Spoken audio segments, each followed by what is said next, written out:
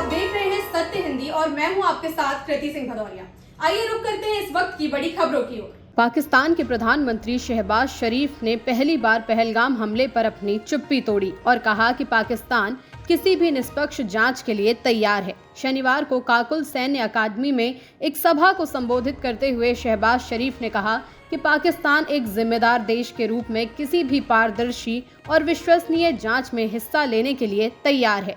हमें बदनाम करने की कोशिश की जा रही है। उन्होंने भारत पर युद्ध जैसा माहौल बनाने का आरोप लगाया और कहा कि सिंधु जल संधि को निलंबित करना उचित कदम नहीं है। शरीफ ने जोर देकर कहा कि पानी हमारा राष्ट्रीय हित है, इसे रोकने की कोशिश का हम पूरी ताकत से जवाब देंगे। शहबाज शरीफ ने अपनी सेना की तारीफ करते हुए कहा कि पाकिस्तानी सेना देश की रक्षा के लिए पूरी तरह तैयार है। हम हर हमले का मुंह तोड़ जवाब देंगे। उन्होंने ये भी कहा कि पाकिस्तान ने आतंकवाद के खिलाफ लंबी लड़ाई लड़ी है और इसकी कीमत चुकाई है। हमने आतंकवाद के खिलाफ बलिदान दिए हैं, हमें इसके लिए दोषी ठहराना गलत है। पहलगाम हमले के बाद भारत और पाकिस्तान के बीच कूटनीतिक तनाव और गहरा हो गया है। पाकिस्तान के पूर्व विदेश मंत्री और पाकिस्तान पीपल्स पार्टी के प्रमुख बिलावल भुट्टो जरदारी ने आक्रामक और भड़काऊ बयान देकर स्थिति को और गंभीर बना दिया है। एक सार्वजनिक सभा को संबोधित करते हुए बिलावल भुट्टो ने सिंधु जल संधि को लेकर भारत को सीधे तौर पर धमकी दी। उन्होंने कहा कि मैं सिंधु नदी के किनारे खड़ा होकर भारत को बताना चाहूँगा कि सिंधु हमारी है और ये हमारी ही रहेगी। या तो हमारा पानी इस नदी से बहेगा या फिर उनका खून इसमें बहेगा। पाकिस्तान लगातार गीदड़ भभकियां देने में लगा हुआ है। इससे पहले भी पाकिस्तान की ओर से लगातार दूसरी बार सीज फायर का भी उल्लंघन किया गया है। जम्मू कश्मीर की पूर्व मुख्यमंत्री महबूबा मुफ्ती ने पहलगाम में चरमपंथी हमले में पर्यटकों को निशाना बनाने को लेकर कहा कि इससे कश्मीरियों के दिल को चोट पहुंची है। महबूबा मुफ्ती ने पहलगाम में हुए हमले पर बीबीसी से बात करते हुए कहा, अभी इंसान को सोचने का समय ही नहीं मिल रहा है कि ये सुरक्षा में चूक है या क्या है। लोगों को बहुत बड़ा सदमा लगा है। हमारे टूरिस्ट मेहमान हैं। बहुत सारे लोग ऐसे होते हैं कि जो पैसा सालों साल जमा करते हैं कि कश्मीर जाना है। ये अचानक भी नहीं हुआ, लेकिन टूरिस्ट के साथ पहली बार भी हुआ। मुफ्ती ने कहा कि ऐसी घटनाएं होती रहती हैं जहां सैनिक शहीद हुए हैं, लेकिन ऐसा पहली बार हुआ है जहां पर टूरिस्टों पर हमला किया गया। केंद्रीय जल शक्ति मंत्री CR पाटिल ने शुक्रवार को कहा कि सरकार इस रणनीति पर काम कर रही है कि भारत से पानी की एक भी बूंद पाकिस्तान में ना जाने पाए। उन्होंने ये टिप्पणी केंद्रीय गृह मंत्री अमित शाह की अध्यक्षता में हुई एक उच्च स्तरीय बैठक के बाद की। पाटिल ने बताया कि प्रधानमंत्री नरेंद्र मोदी ने कई निर्देश जारी किए हैं। मंगलवार को जम्मू कश्मीर के पहलगाम में हुए चरमपंथी हमले में 26 लोगों की मौत हुई थी। इसके बाद भारत ने पाकिस्तान के साथ सिंधु जल संधि को निलंबित करने और अटारी बॉर्डर को बंद करने सहित कई फैसले लिए थे। इसके जवाब में पाकिस्तान ने भी कई कदम उठाए हैं।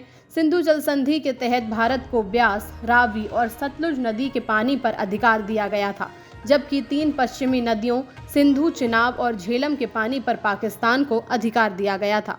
पहलगाम आतंकी हमले के बाद पूरा देश पाकिस्तान के खिलाफ सख्त एक्शन की मांग कर रहा है। तेलंगाना के CM A रेवंत रेड्डी ने प्रधानमंत्री नरेंद्र मोदी से पाकिस्तान को 2 हिस्सों में बांटने और पाकिस्तान अधिकृत कश्मीर POK को भारत में मिलाने की मांग की है।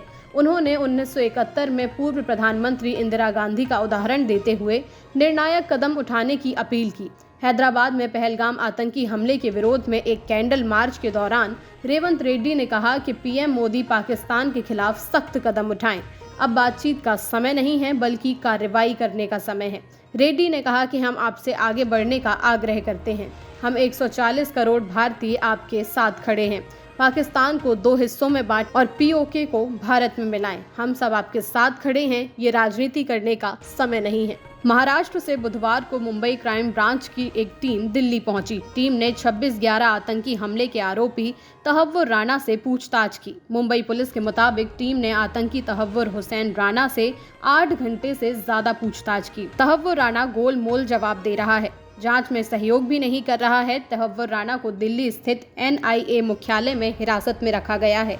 भारत की आर्थिक राजधानी मुंबई पर 2008 में हुए आतंकी हमलों की साजिश रचने वाले तहव्वुर राणा को हाल ही में भारत ले आया गया था। फिलहाल वो NIA की हिरासत में हैं।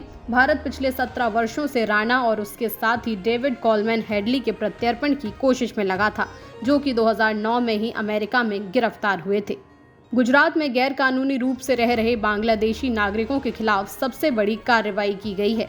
अहमदाबाद पुलिस ने 450 और सूरत पुलिस ने 120 बांग्लादेशी नागरिकों को डिटेन किया है। इन्हें अहमदाबाद के चंदोला तालाब में देर रात कॉम्बिंग ऑपरेशन करके डिटेन किया गया है। पिछले कुछ सालों से चंदोला तालाब गैर कानूनी रूप से रह रहे बांग्लादेशी नागरिकों का बड़ा सेंटर बन गया था। पिछले 1 साल में अहमदाबाद क्राइम ब्रांच ने इनके खिलाफ अभियान छेड़ते हुए इनकी गैर कानूनी गतिविधियों पर नकेल कसी है और इन्हें डिटेन करके डिपोर्ट करना भी शुरू किया है। पिछले साल भी पुलिस ने 127 बांग्लादेशी नागरिकों को चंदोला तालाब से डिटेन किया था। पोप फ्रांसिस को आज अंतिम विदाई दी जाएगी। पोप का अंतिम संस्कार वेटिकन सिटी में स्थित सेंट पीटर स्क्वायर में होगा।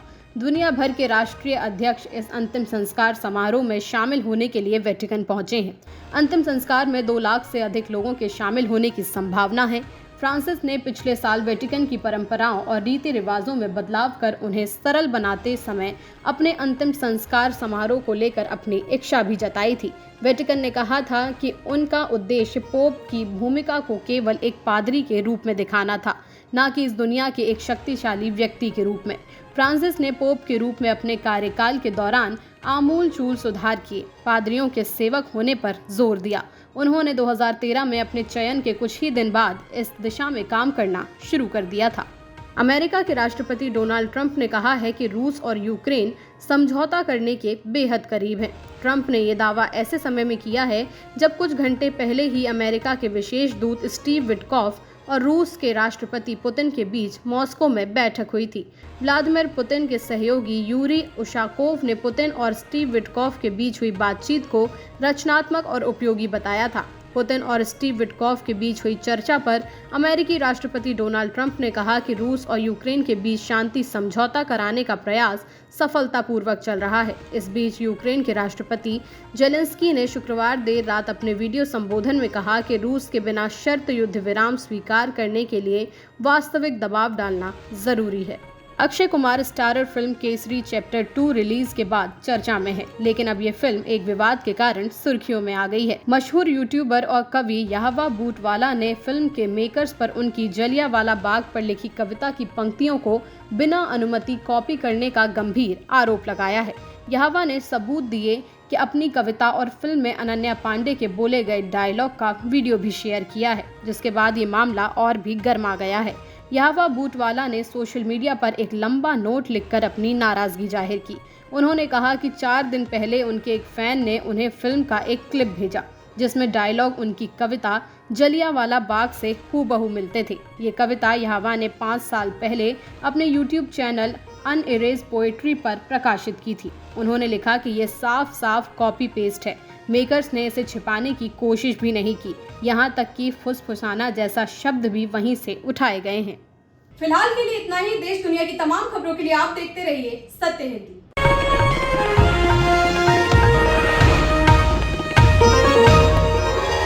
Copyright disclaimer under Section 107 of the Copyright Act 1976. Allowance is made for fair use for purposes such as criticism, comment, news reporting, scholarship, and research. Fair use is a use permitted by copyright statute that might otherwise be infringing.